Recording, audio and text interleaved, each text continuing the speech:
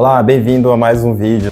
Hoje a gente vai falar sobre inteligência artificial generativa. Isso mesmo, IA generativa. E eu trouxe um amigo meu, grande colega, parceiro, Gabriel Risato. Fala aí, Gabriel. Obrigado, Jean, pelo convite aí. Muito feliz com esse convite aqui, estar participando de... Legal, Gabriel. O Gabriel, ele é um especialista em inteligência artificial. A gente vai te explicar um pouquinho o que é inteligência artificial generativa, trazer algumas curiosidades e bater um papo para que você aprenda um pouco mais sobre o tema. Então, sobe a vinheta, vamos pro vídeo.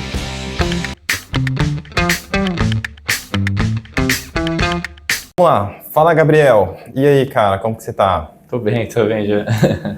Gabriel, IA generativa. Cara, fala um pouquinho aí sobre a sua trajetória com IA, o que você estudou, como que você trabalha, eu sei que você trabalha numa grande empresa com chatbots e com IA generativa. Fala um pouquinho aí sobre você e sobre o contexto da inteligência artificial na sua vida. Pô, legal, Jean. Cara, eu acho que o primeiro contato que eu tive com IA, né, foi numa grande empresa, né, foi uma oportunidade que eu tive. Totalmente desconhecida, então eu era um analista de processo ali, de dados, e tive uma oportunidade de ser um curador, né, de IA, né, um curador de machine learning, que a gente encontra aí esse termo no mercado, é muito comum. E, não tinha conhecimento nenhum técnico, né, disso, mas consegui essa oportunidade como júnior, né, e desde lá eu tive muita dificuldade, né, de fato, quando eu entrei, de fato, conheci essa tecnologia. Quando eu cheguei lá, a gente estava lidando com o IBM Watson, então a gente tem algumas tecnologias de treinamento ali que eu conheci. Eu cheguei, o que é IBM Watson? O que é Dialogflow? O que é isso? O que é entidade? O que são intenções? E para mim aquilo tudo é muito novo. Então, tanto o termo IA era para mim muito novo. E foi quando eu de fato conheci e comecei a estudar e me aprofundar no que é de fato uma IA, né? E aí o que é uma IA, né, Jean? A IA é uma capacidade das máquinas aprenderem, né, e trazer o resultado que a gente de fato ali espera, né? Quando a gente fala generativa, né, a gente fala, IA generativa, né? O que é isso? A IA generativa, cara, eu comecei a estudar justamente porque eu estava, né, nesse cargo como curador e era muito novo, né, esse termo IA generativa, que surgiu ali faz um bom tempo. Né? A IA, então, o que você quer dizer que a IA generativa, ela é a capacidade que a gente aplica para a máquina pensar no mesmo modelo que o ser humano? O que eu quero dizer, né? Tentando aqui até trazer um exemplo para ver se a gente materializa. A gente tem aspiradores robôs, né? Tem em casa ali um aspirador. O que a gente percebe, né? Um aspirador, ele começa a fazer ali a limpeza da casa, vai batendo nos móveis e vai mapeando e vai aprendendo, né? Conforme ele vai aprendendo, na próxima vez que ele passar naquele local, ele não vai bater mais porque ele já mapeou que ali tem um obstáculo, e então ele já começa, entre aspas, pensar como um ser humano. A ideia da IA generativa é essa, fazer a máquina pensar como humano?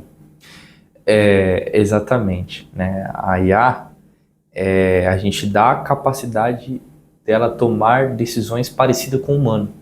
É claro que a gente precisa de um conjunto de dados para a gente treinar ela, né, um especialista. Então, por exemplo, quando a gente fala de IA generativa, como é que surgiu esse modelo que a gente vê hoje, que é o ChatGPT? Esse treinamento que foi feito, né, foi com vários especialistas de diversas áreas, né, desde matemática, física, filosofia, e teve milhares de treinamentos para chegar no modelo como é hoje, que é o ChatGPT, que a gente disponibilizou em 2022 ali pelo OpenAI, aquela interface chat, né? Então, a IA ali é justamente a gente dá essa capacidade da máquina pensar como humano. No ano de 2022, né, acho que novembro de 2022, finalzinho de 2022, o mundo conheceu o ChatGPT e a partir dali a IA generativa passou a ser de fato conhecida e as pessoas começaram a experimentar.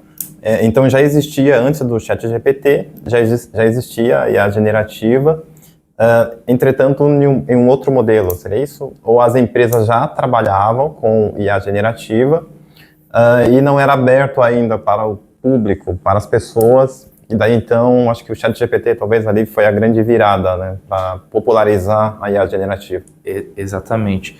É assim, a IA generativa, né, quando a gente fala esse LLM, esse modelo de grande linguagem, ele surgiu ali em 2018, né? Então a Google, ela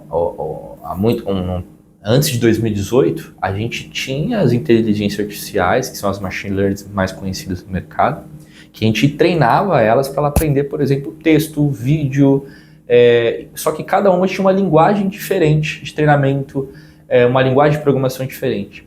E em 2018, a Google ela vem, né, com o modelo Transformers, que unifica todas essas formas de comunicação possíveis de um ser humano. Então, texto, vídeo, imagem, e ela faz essa unificação nesse modelo estatístico. Então, não é algo, por exemplo, uma tecnologia super nova, mas ela é algo muito criativo, criado pelo ser humano, né? Porque ela é um modelo que ela prevê a próxima palavra que vai aparecer na frente. Então, por exemplo, quando a gente fala a palavra correto, então a IA generativa, como que ela prevê qual que é a próxima palavra, né? Então, a gente faz vários treinamentos ali. Então, imagine que a gente vai treinar ela, eu coloco correto para que qual que é a próxima letra, né? Correto, né? Então ela adivinha que a probabilidade maior de ser o O é na frente, né? Eu acho que é um pouquinho de como surgiu, né? E acho que a Google, depois que disponibilizou esse modelo em 2018, em 2019 surgiu a OpenAI, né? Que pegou esse modelo da Google e de fato transformou no que é o GPT hoje, e chegou em 2022 disponibilizando uma interface chat para usuários finais. É o Google Bard, né? Ainda o Google não tinha a interface do Google Bard, né? Era a pesquisa do Google em si, a gente pode considerar como uma IA generativa, porque quando o Google surgiu, eu me recordo, eu estava na faculdade ainda na época, que a gente fazia pesquisa no Yahoo, tinha algum site de pesquisa, mas quando o Google surgiu, trouxe uma facilidade muito grande para a gente localizar o que a gente pesquisava na internet, né? E foi assim algo incrível, porque a gente conseguia localizar qualquer coisa no Google ali através da pesquisa, né? Ali a gente já pode entender que já iniciava ali na empresa Google a aplicação de IA. Exatamente. A IA, quando a gente fala do Google, existe uma IA por trás, mas não é uma IA generativa. Não é uma generativa, é uma não generativa. Exatamente. Então, se existe a IA generativa, antes da generativa existia a IA não generativa. Né? Exatamente. E aí, qual que é a diferença, né, de não generativa e generativa? A generativa, e aí no mercado, a gente tem big players, né, que é onde tem esses caras que conseguem, de fato, treinar um modelo generativo. Então, eles imputam uma quantidade alta de dados, quantidade grande de dados, e treinam esse modelo generativo, né? Então, imagine que, por exemplo, o ChatGPT, ele tem treinado toda a internet, se eu não me engano, até abril de 2023. Então, a capacidade de dados, armazenamento para tudo isso. Então, são poucos big players que tem no mercado que tem essa grana, esse patrocínio para poder ter uma IA generativa, né, que é um modelo grande, né, de conhecimento para de qualquer tipo de, seja matemática, seja em tudo, né. E a não generativa, né, e a gente chama aquela de IA baixa, né, então a gente vê no YouTube, a gente vê no Tesla, a gente vê até no robozinho que de fato que limpa, o aspirador que limpa a casa, que são IA não generativas. elas precisam, ela funciona como uma lógica mesmo de, olha, se acontecer isso, você faz isso, mas ela não é um grande modelo generativo de texto, né, de imagem, de foto, ela não gera nada, né, ela já é programada para fazer aquilo. É essa a grande diferença de generativo. Generativo ele gera conteúdo, ele gera... Ela tem a capacidade de criar, né? Exatamente. Acho que a não generativa, ela não tem essa capacidade de criação, né? Ela só executa. Exato. Aí eu estou entendendo aqui nesse bate-papo que a generativa, ela tem essa capacidade de construir uma outra informação com base em alguns inputs. A gente vê, por exemplo, imagens, né? Acho que é um bom exemplo, né? A gente coloca ali um prompt, solicita ali a criação da imagem, coloca algumas características, aí a generativa, ela constrói essa imagem com base no que a gente solicitou ali, né? E assim, assim, esse modelo, né, generativo que surgiu, né, disponibilizado pela Google em 2018, é um modelo muito criativo, né? Claro que ele tem alguns problemas que a gente chama de alucinações do modelo, e você pode notar muito isso no ChatGPT 3.5. Então, se você acessar agora ChatGPT, você vai ter acesso ao ChatGPT 3.5 e você consegue ver as alucinações, né? Então, por exemplo, o Palmeiras tem Mundial, ela pode trazer que não ou que sim, e se você questionar ela, pô, você está errado ou você está certo, ela não consegue ter um nível de conhecimento para decidir se ela está certa ou errada. Então ela alucina, né? A gente chama de alucinações. E a alucinação, Jean, ela lida muito com números, né? Então, quando a gente fala de números, a IA generativa não lida muito bem, e ela alucina muito. Então, se a gente dá um conteúdo para uma IA generativa e esperar que ela retorne um cálculo para a gente, ela não é um matemático. Então, ela não tem essa capacidade de raciocínio lógico nessa construção de informações.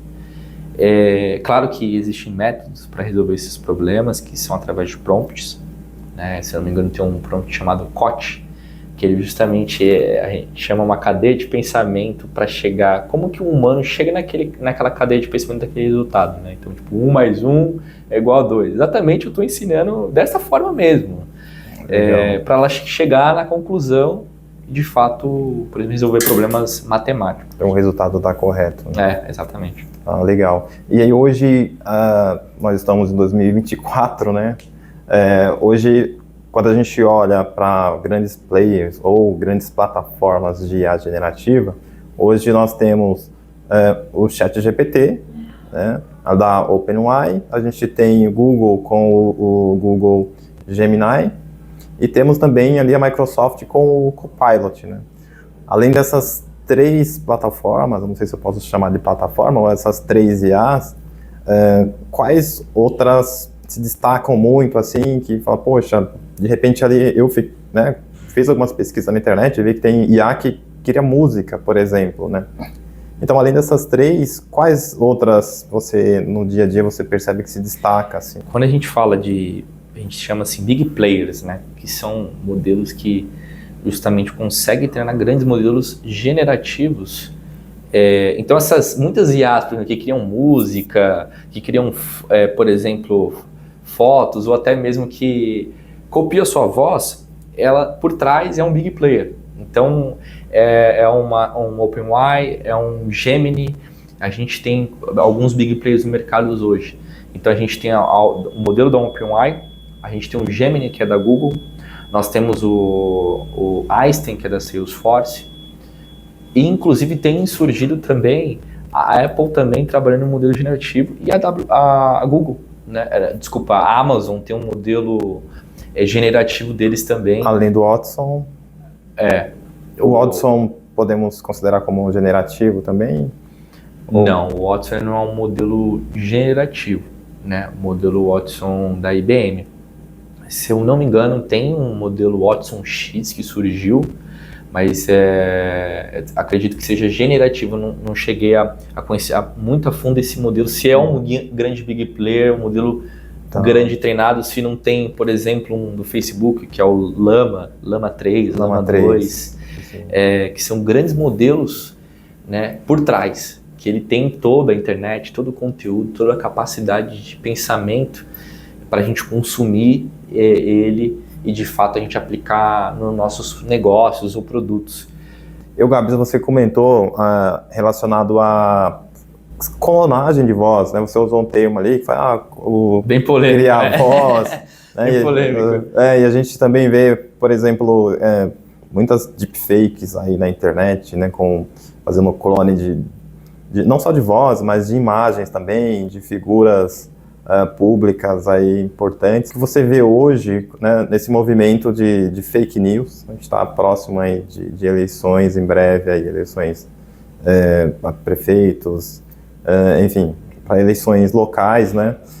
E o que você vê assim de risco com essas fake news, ou você acha que é algo que a gente vai conseguir conviver com facilidade nos próximos anos? Eu acho que sim, quando a gente fala de fake news e a política, é algo muito preocupante, porque pode afetar nas decisões mesmo de votação do público as fake news, né? Isso já acontece até por grandes jornais, né? Grandes revistas, fake news, e por consumir algum dado que não é 100% digno ali daquela informação, né?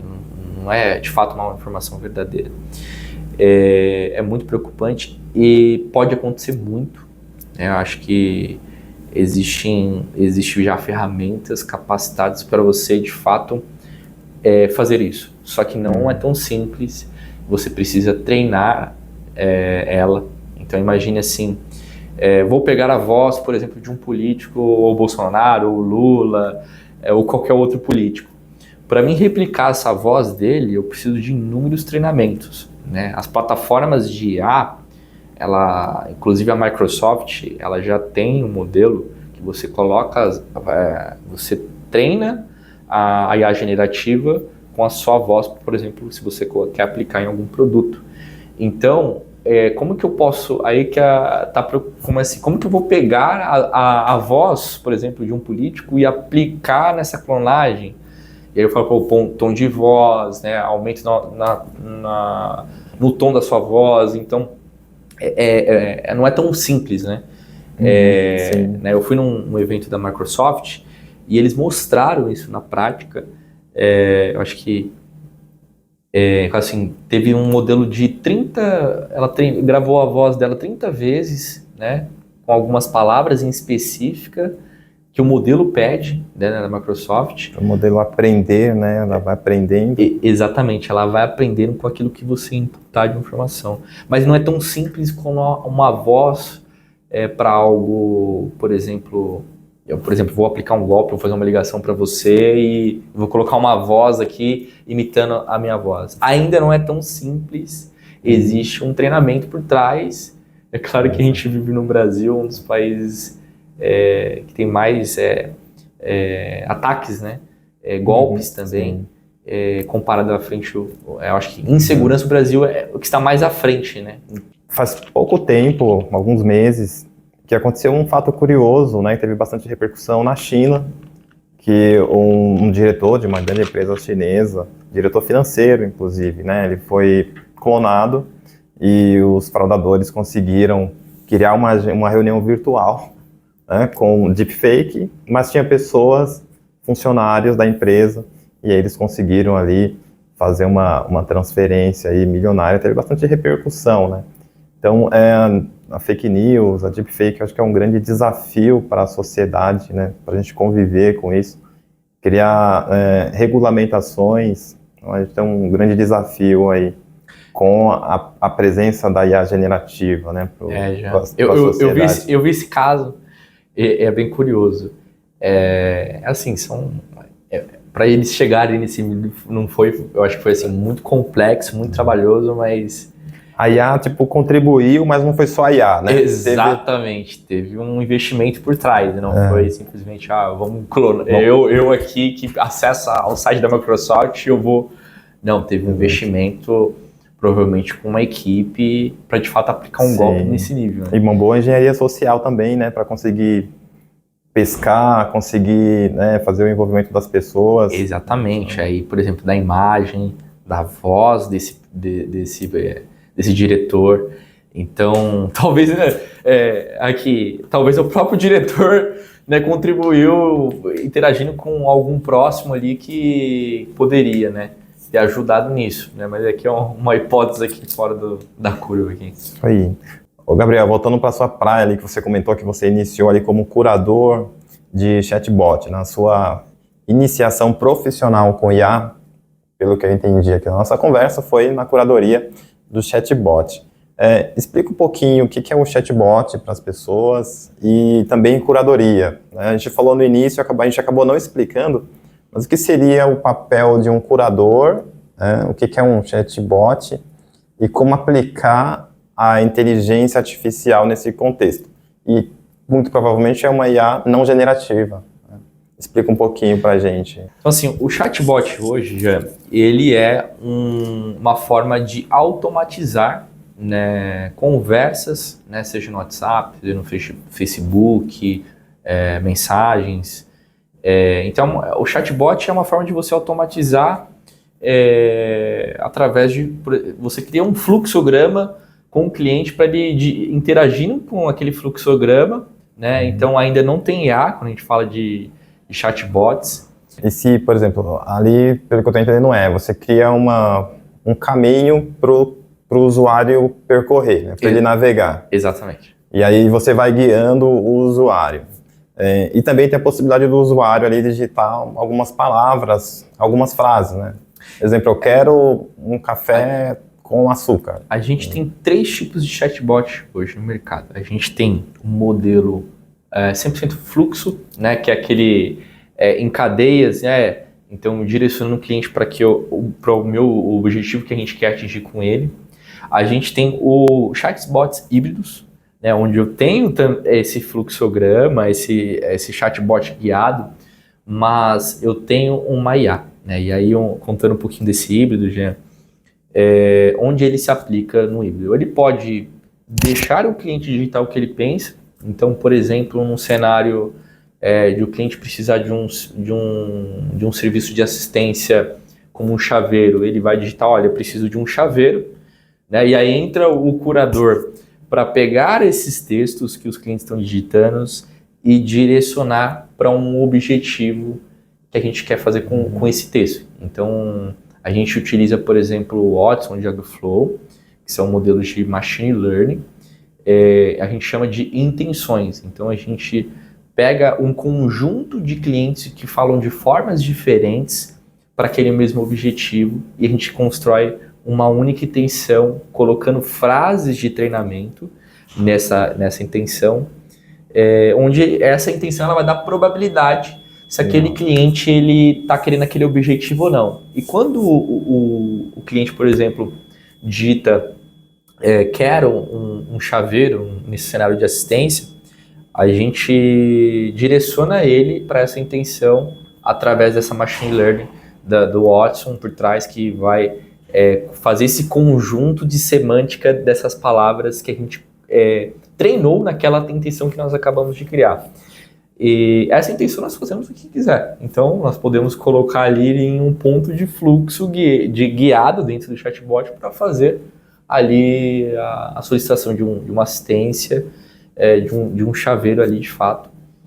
Eu acho que é um pouquinho do cenário híbrido. E a gente tem uns modelos 100% conversacionais, que são modelos também nesse mesmo sentido, mas muito mais complexos, porque você exige um personagem como eu de analisar todas as mensagens que os clientes estão interagindo com aquele chatbot, fazer a gente chama de clusterização. Então a gente faz uma análise de dados dessas conversas, dessas interações, a gente pega isso e transforma em intenções e de fato direcionar. E aí tem algo mais complexo, que são entidades, valores de entidades, que são complementos dessa intenção. Então, por exemplo, eu quero um sorvete. Então, quero um sorvete é uma intenção do usuário, é um objetivo que ele quer fazer. Sim. Ele pode escrever sorvete de várias formas, sorvete errado.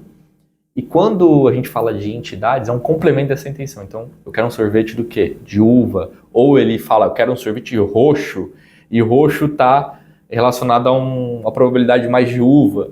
Então, eu sei Legal. que ele já quer um sorvete, e ele quer um sabor de uva. E a gente consegue pegar esses parâmetros e já encaixar que ele quer um sorvete, e ele quer o sabor uva, ele já não precisa selecionar ou dizer mais aquilo. Legal. E todo esse processo, então, de curadoria, você está deixando a máquina, ou melhor, deixando o chatbot mais humanizado, né? Você acaba fazendo com que o chat ali, com que a máquina ela entenda melhor o ser humano e comece, a partir daí, tratar o ser humano como um ser humano mesmo. Então, em resumo, seria o cliente faz uma pergunta e o bot conversacional ele responde de forma mais humanizada, né? De forma mais inteligente. E também, pelo que eu entendi aqui na curadoria que você explicou, o cliente digita sorvete errado, como você já ensinou para o bot que aquela palavra é sorvete, então ele já vai entender que é um sorvete. Seria mais ou menos isso, né? É mais ou menos isso, Gê. É claro que você precisa treinar também essas palavras erradas, como a gente chama de referências ou sinônimos. A curadoria é algo muito manual, viu? Porque você precisa, de fato, capturar todos esses erros, todas essas possíveis probabilidades para treinar um modelo para atingir aquele objetivo que a gente quer. Legal. E quando você está treinando um bot, está treinando uma máquina aqui, um chatbot, vou tocar num tema um pouco polêmico também, que isso você está contribuindo para tirar o emprego de alguém, tirar a posição de trabalho de alguém que hoje trabalha com um chat humano, manual ali. Como que você vê, aproveitando aqui a pergunta, já encaixando, vê o mercado de trabalho com a expansão da IA generativa? É polêmica, Jean. É uma pergunta polêmica. Como eu falei, a gente tem esses 3 tipos de modelos de chatbots. O mercado hoje, tá? Como é que o mercado está utilizando chatbots? Quando a gente fala de estudos, estatísticas, a maioria são modelos híbridos. Então, eles utilizam modelos de machine learning como o Watson, o Dialogflow e também esses fluxos guiados. Quando a gente fala de IA generativa, é algo muito polêmico, porque hoje a gente já vê algumas cases de mercado. Então a Buzzer hoje no WhatsApp, chatbot deles, eles já têm uma IA generativa interagindo 100% conversacional com o cliente. Se eu não me engano é no Buzzer SAC, depois vocês acessam aí, é o WhatsApp da Buzzer. A gente tem o PicPay, nós temos projetos também na Ambev. Então, assim, são várias empresas que estão adotando o modelo de IA generativa diretamente com o cliente final nesses canais de comunicação, como o WhatsApp ou chats web, né, Jean?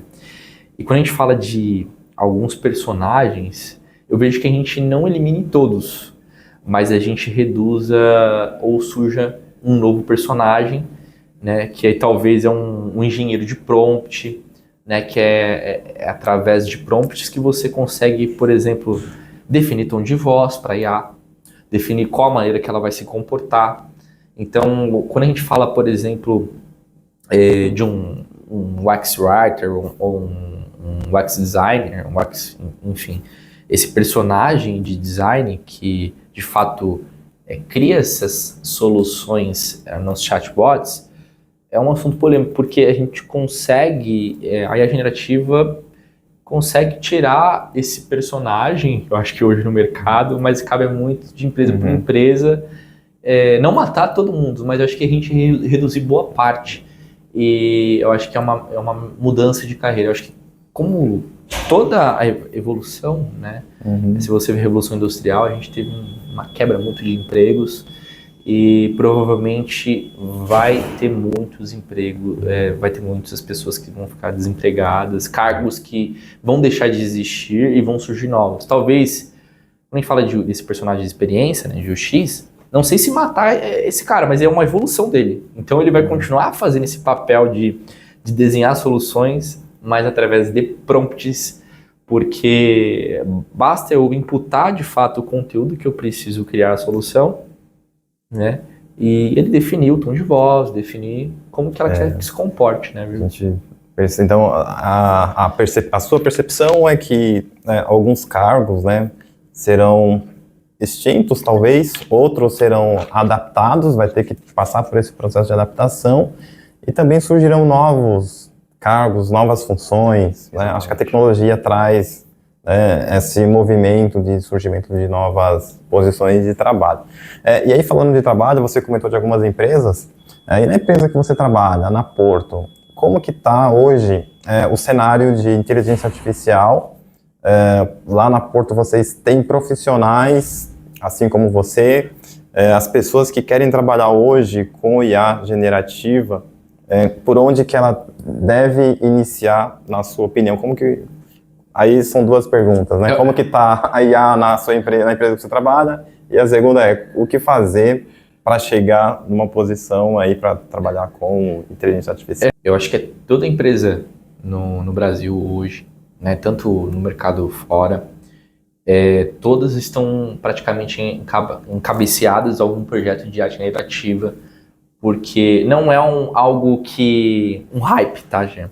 É algo realmente que vai fazer uma mudança muito grande de mercado, de aumento de produtividade assim, gigantesca em vários personagens que tem no mercado.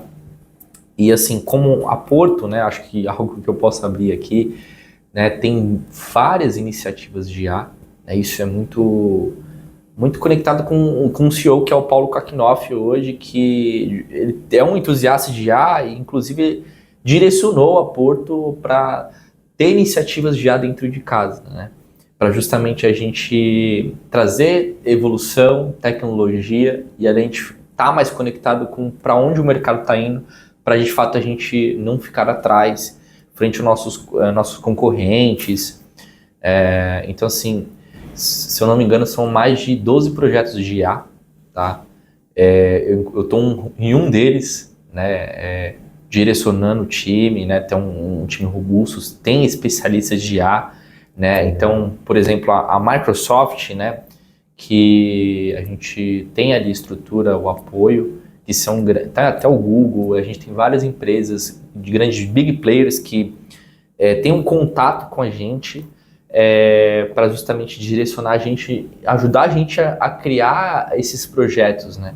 Então, não é algo assim, esses big players vão falar assim, está aqui a IA, façam você o que quiserem, né? Então, esses grandes big players estão apoiando as empresas justamente a construir os seus projetos e, de fato, ser cases, até para eles, né, venderem suas soluções, né? Igual o Copilot da Microsoft, a gente tem o Gemini da Google, tem o Greyhawk da Amazon. Então essas empresas estão dando um grande apoio, né, acho que aos grandes players acho que de mercado, para justamente a gente ter projetos de IA generativa, viu, Jean? Acho que é um pouquinho que eu... E aí você pode... Muito bom. Não, muito bom. E obviamente que as empresas, né, investem na inteligência artificial generativa, visando trazer maior performance, né, para a empresa, redução de custos, obviamente, há um investimento, mas ao mesmo tempo visa também melhorar a experiência com o cliente, né, aproximar o cliente ali da empresa e prestar um serviço ali mais rápido. Agora, no campo da educação, Gabriel, como que você enxerga hoje? A gente até brinca, fala, poxa, hoje está muito fácil fazer uma redação, está muito fácil obter uma resposta utilizando ali a IA. Como que você vê hoje a IA no campo da educação, né? Você vê como uma boa contribuição ou você vê como um grande risco no aprendizado hoje das pessoas, né? Quando a gente fala de projetos de educação, né, até o governo federal ele tem projetos de IA generativa, tá, gente? Então, se eu não me engano, o secretário da Educação hoje do Brasil, o Eduardo, se eu não me engano, ele tem um projeto de IA generativa para ajudar os alunos a construir redações de ensinar esses alunos, tá? Fui até uma apresentação, né, onde tinha, de fato, essa apresentação dessa IA generativa para ajudar esses alunos. Assim, eu vejo como muito preocupante a educação, porque, de fato, a gente tem várias outras coisas que a gente precisa ser melhoradas na educação hoje, quando a gente fala de Brasil. E eu acho que a IA generativa pode agregar, mas ela tem que ser muito bem aplicada, de fato, para que a gente não atrapalhe o ensino daquele aluno, né, a capacidade de analítica dele, a capacidade de interpretação dele, que a IA não faça tudo por ele, mas seja um copiloto de ensinamento para ele, né? Uhum. E hoje eu vejo, por exemplo, esse projeto do governo federal de IA generativa, eu vejo como preocupante, porque eu sinto que o governo brasileiro não esteja preparado para, de fato, colocar na educação um projeto de IA generativa e colocar. Acho que, assim, a tecnologia é incrível, ela pode ajudar, mas eu sinto que o supervisionamento disso, né? Como é que vai ser a fiscalização disso? Será que o professor está capacitado, né, Jean, de tocar um projeto de IA generativa? Como é que ele vai fazer esse supervisionamento se o aluno fez aquela redação ou não? Então, a capacitação, né, precisaria vir primeiro para os professores, né, fazer uma experimentação. É um ambiente totalmente novo para todos, né, inclusive para os professores, mas a IA realmente é uma ferramenta que, utilizando da maneira correta, na minha opinião, vai contribuir bastante aí para o aprendizado, né, mas esses pontos que você trouxe são pontos bem importantes e preocupantes mesmo, com certeza. Realmente é muito preocupante, e assim... tem IA, né, para educação hoje, a gente tem o Duolingo que também utiliza IA. Se eu não me engano, eu vi uma notícia recente que eles colocaram IA generativa no Duolingo para ajudar, né, as pessoas a aprenderem inglês. Bacana. E eles já tinham IA, né, porque o Duolingo ele é sempre um aplicativo digital para você aprender inglês. E assim, educação tem surgido muitos projetos de IA, mas como eu te falei, tem que ser muito bem aplicado para que a gente não corra o risco daquela pessoa que está aprendendo, de fato, sofrer impacto de fato, aprender a raciocinar, a interpretar aquilo que ela está aprendendo e a IA fazer tudo por ela. Legal. Como que você vê a IA daqui a 5 anos? Já é uma pergunta muito polêmica. Você comentou de alguns modelos, né? Eu imagino que já estão sendo criados novos modelos, obviamente, aí. A gente tem o modelo IA generativa, que é esse modelo LLM, né? Esse modelo, Jean, ele é um modelo que, de fato, ele tem um problema, que são as alucinações. Isso não tem como resolver esse problema. Não é algo que a gente consegue contornar, mas esse problema sempre vai existir com o modelo atual que tem. Eu vejo que esse modelo que a gente tem, esse modelo vai morrer um dia e vai vir um modelo de fato que vai substituir esse modelo, que é totalmente, de fato, um modelo novo, né? Não é um modelo de fato que possa gerar alucinações ou uma coisa que pode te falar alguma informação errada. E assim, já, a IA generativa, cara, é uma caixa preta. Então a gente tem um conjunto de dados treinado lá, e quando a gente faz uma pergunta, a gente não sabe o que retorna. Então, por exemplo, o ChatGPT mesmo, a gente não sabe como ele aprendeu, por exemplo, espanhol, português, né? Ele foi treinado em inglês e ele aprendeu português, né? O pessoal da OpenAI foi testar lá e estava respondendo em russo. Então, eles não fazem a menor ideia de como funciona, vamos dizer, como ele chegou naquela resposta, né? E quando a gente aplica para as empresas, como os big players fornecem, né, de fato, uma estrutura para a gente trazer as referências, mas as alucinações são incontroláveis. Então, ela pode gerar um número que não existe naquele conteúdo. Quando a gente fala de algo mais técnico, que a gente chama de RAG, que a gente treina de fato, uma IA generativa já pré-treinada com os nossos dados privados para, de fato, a gente aplicar nas nossas regras de negócios, os nossos modelos. E, de fato, Jean, é algo que esse modelo ele vai mudar, né? Ele vai morrer, esse modelo Transformers, porque ainda é uma estatística, não é algo que a IA tem uma capacidade de pensamento onde ela possa tomar as decisões sozinha, andar por ela mesma. Aí a gente está falando de uma AGI que ainda não existe, que é de fato uma AGI de fato, uma IA de fato pensar como humano, sentir como humano, e isso não existe. E aí, respondendo a sua pergunta, né, Jean, acho que sendo objetivo, como eu vejo a IA daqui a 5 anos, tá? A IA daqui a 5 anos a gente vê, acho que um grande impacto no mercado, quando a gente fala de profissões. Então muitas profissões vão deixar de existir. Claro que vão surgir muitas novas, e eu acho que umas mais palpáveis daqui a 5 anos, ainda a gente não tem tecnologia aí. Eu acho que assim, ainda a gente não aprendeu ainda como aplicar a generativa, por exemplo, para substituir, por exemplo, um operador de atendimento, né? Mas daqui a 5 anos, né, é algo exponencial. Então, a cada 4 meses, ela dobra, ela triplica. Então, é algo, assim, fantástico, assim. Imprevisível, não dá para prever, né? Exatamente. Mas sabemos que é algo que vai acontecer e Exatamente. será muito grande. Bom, pessoal, obrigado por acompanhar aqui o nosso vídeo. Trouxe aqui o meu amigo Gabriel Risato. Acertei, né, Gabriel? Acertou, Jean. Deixar aqui na descrição aqui os contatos do Gabriel, quiser seguir aí, deixar aqui na descrição aqui o LinkedIn do Gabriel. E obrigado por acompanhar a gente. E obrigado, viu, Jean, pela oportunidade de estar aqui. E já espero estar no próximo, tá? Valeu, Gabriel, obrigado. Um abraço.